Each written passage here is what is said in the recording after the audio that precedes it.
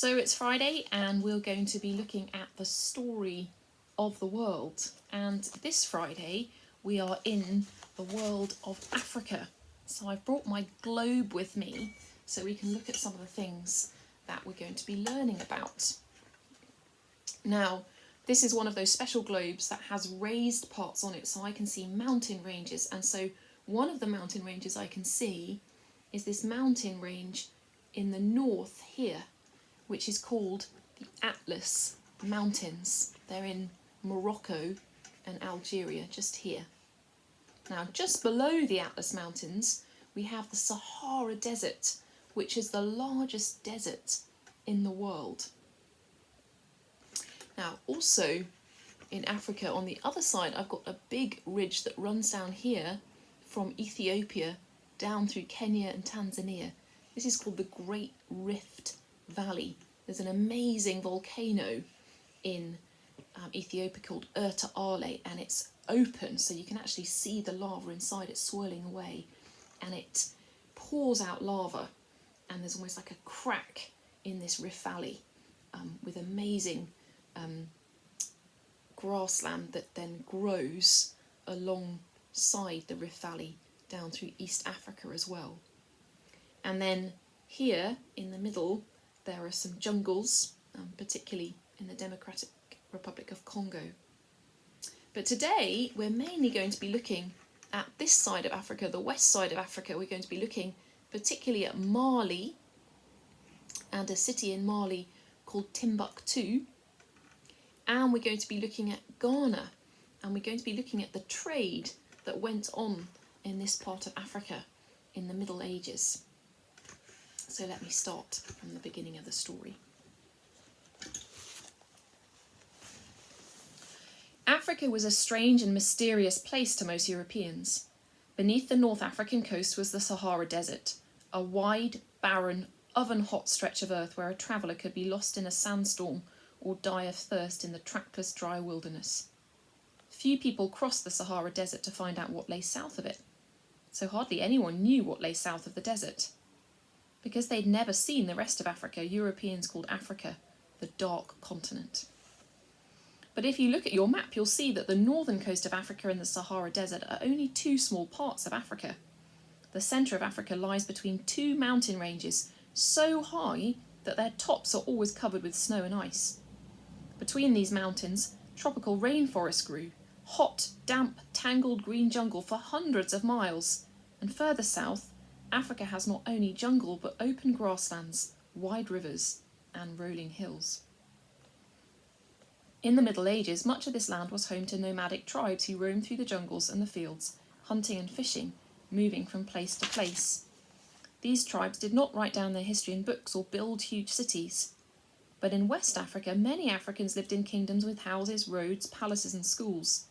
Archaeologists can still see the remains of these buildings today, and these kingdoms welcomed European visitors who wrote descriptions of what they saw. So we know much more about these West African kingdoms than we do about the tribes who lived in the centre and south of Africa. In the Middle Ages, the three largest West African kingdoms were Ghana, Mali and Songhai. Ghana lay in the bulge on Africa's western coast. The people of Ghana lived in houses made of red clay, dried as hard as cement, and covered with roofs made out of reeds or straw.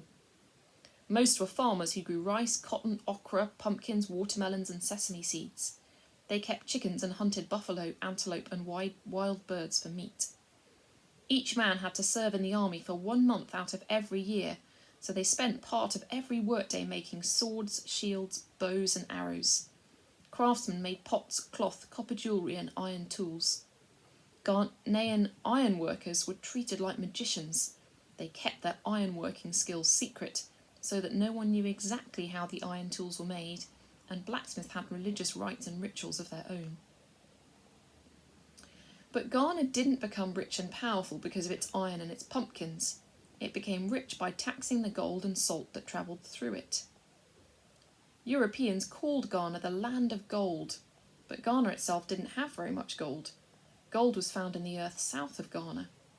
The tribes who lived there washed grains of gold out of the soil of riverbeds and banks. They dug it out of the ground by chipping thousands of short shafts or mine tunnels into the hard earth. Each shaft might yield enough gold to make one small coin. But altogether the shafts produced tons of gold. The West Africans made jewellery, daggers, royal ornaments and even masks from gold, and they sold gold to the Arab merchants who lived in the north of Africa. In exchange for the gold, the Arab traders offered salt. In a hot country like Africa, the people needed to eat salt in order to stay healthy. But south of Ghana there was very little salt in the ground. Most of Africa's salt was found in the Sahara Desert, up in the north. Slaves dug it out of the ground, working in hot, dry salt mines. These salt mines were terrible places to be.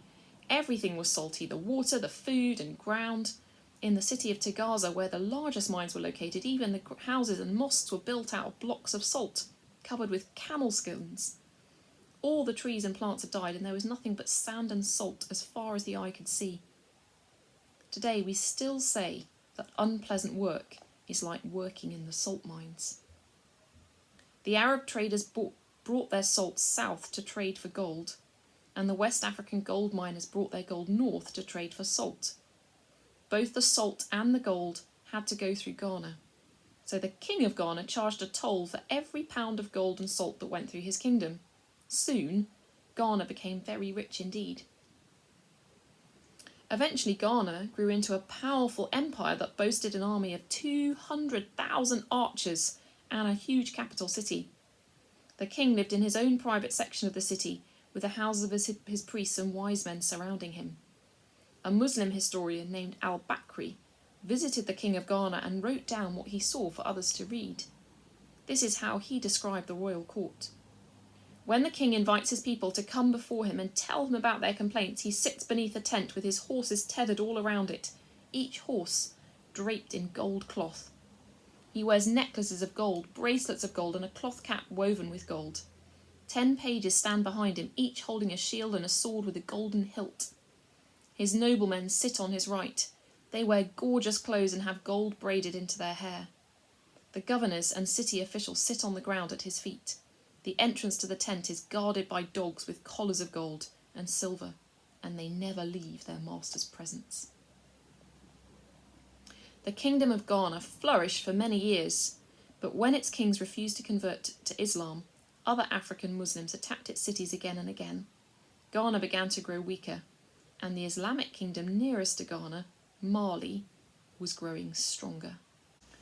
So, before we move on to the next section about Mali, I want you to have a think about 2 questions. Firstly, what made Ghana so wealthy and powerful? And secondly, can you think about some of the things about life in Ghana that I read about that you would have really enjoyed? Was there anything that you wouldn't have liked?